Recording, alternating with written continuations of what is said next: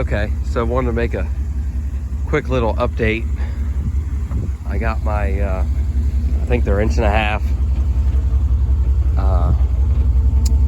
inch coil spacers in back here.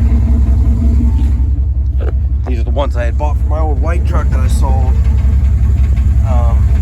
My old white 2nd gen 2-wheel drive. And I never ended up putting them on. I had issues with them, so I didn't mess with it. Nice twig. But yeah, I got those in. I was gonna put the 3 inches on, but it seemed like an awful lot of lift. So I just popped these on there, and the U-bolts came with them. And so it's not really squatted anymore. It's a little higher in the back. I think it looks a little bit better like this.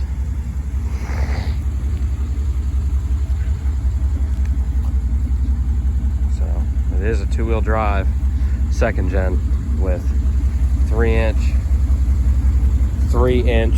We'll see. I don't really think they're exactly 3 inches. The spindles in the front and 1.5 inch leaf spacers in the back.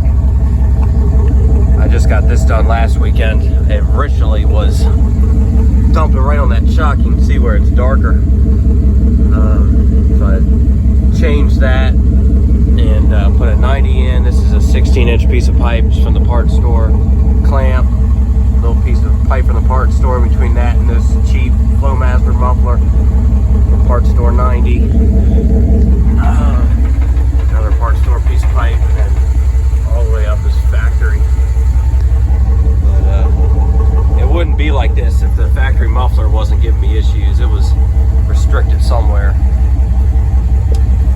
Got a piece of plumbing strap holding the muffler, so of course it's rattling. Whew. But yeah, I don't see anything wrong with this setup right now.